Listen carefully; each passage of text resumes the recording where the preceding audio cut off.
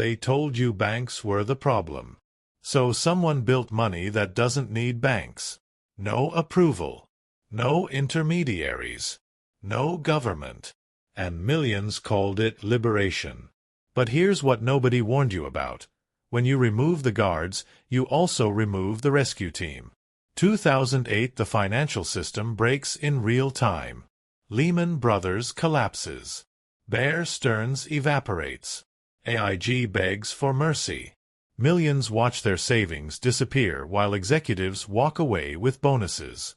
Then governments print trillions. Not for the victims. For the banks that caused the disaster. That's when trust shatters completely.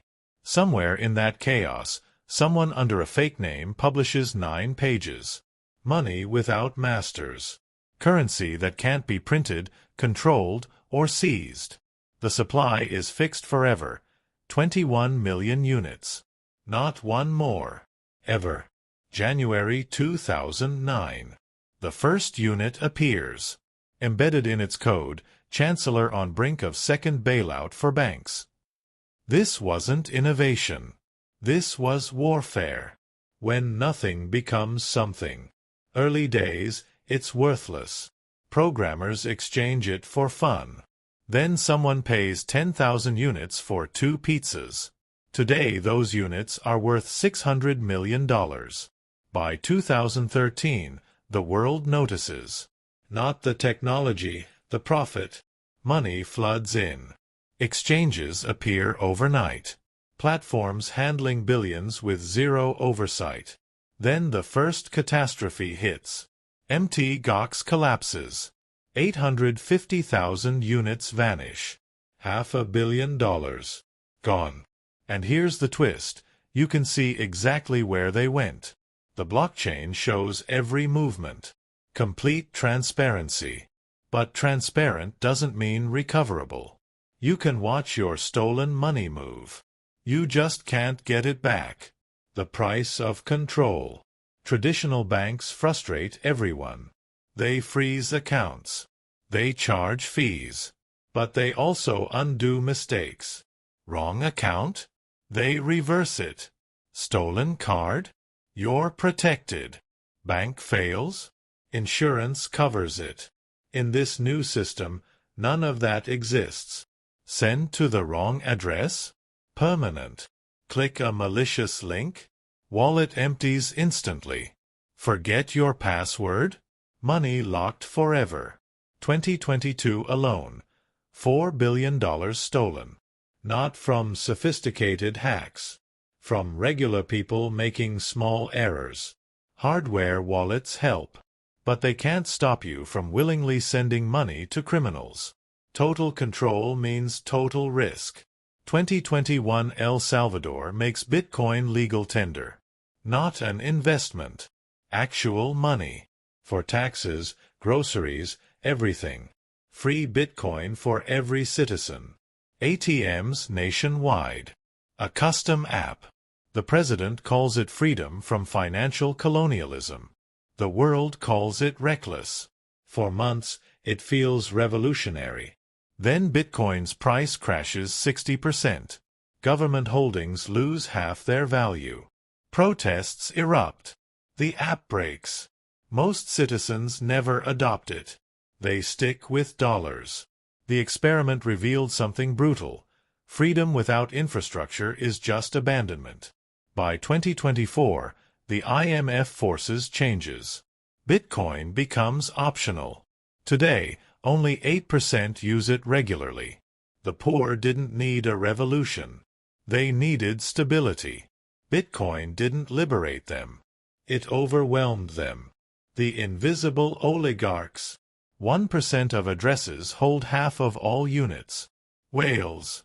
Anonymous entities controlling billions. When one moves 10,000 units, $600 million, markets crash globally. No names. No accountability. No regulation. In traditional markets, this triggers investigations. Insider trading laws. Fraud charges. Here, it's just strategy. Exchange employees front-run listings. Developers leak updates. Private groups coordinate pumps and dumps. In stocks, that's prison. In crypto, that's Tuesday. The system removed government control. But control itself never disappeared. It just went underground. This isn't decentralization. It's shadow centralization. The paradox. The technology is flawless. The blockchain never fails. But the humans using it? Still human. Greedy. Reckless. Easily fooled. You can build an incorruptible ledger. You can't force people to use it wisely. The blockchain records truth. But truth isn't justice. You can trace stolen funds forever.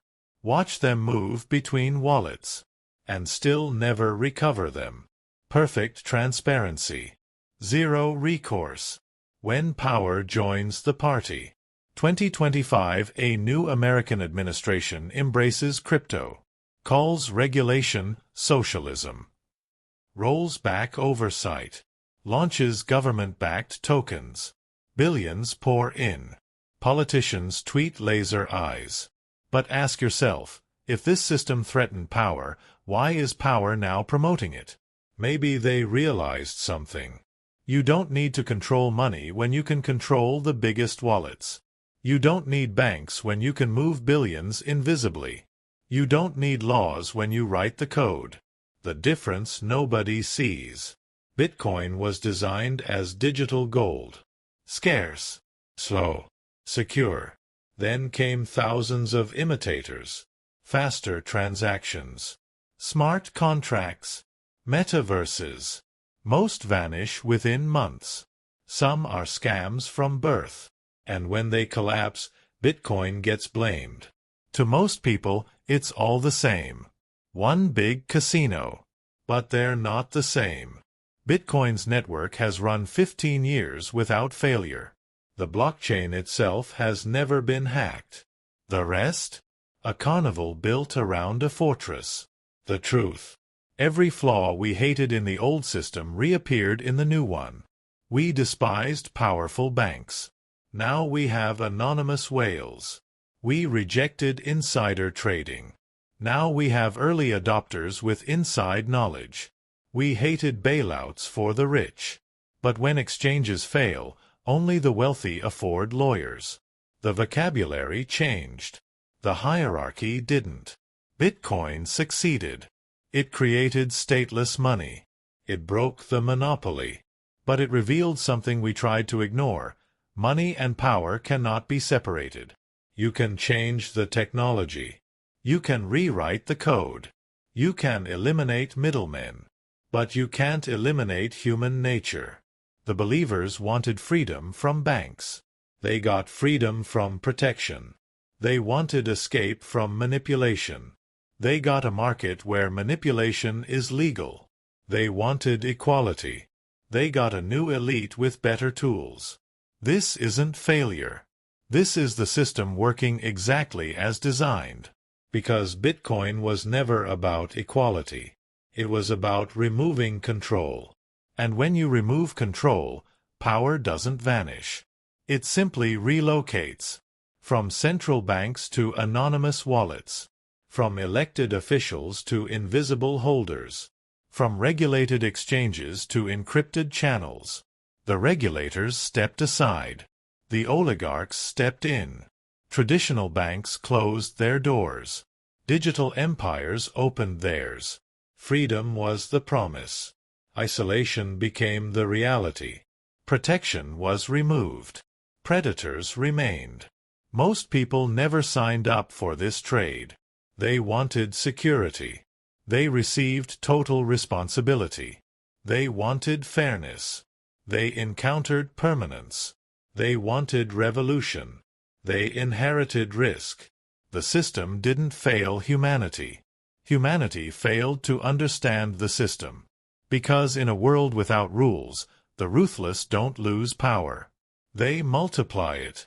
The ledger never lies. But it never rescues either. And that's the final lesson. You can decentralize authority, but you can't decentralize morality. Code is law, they said. But code has no conscience. Authority migrated. Accountability evaporated. If this shifted your perspective, subscribe. The next system is already being built.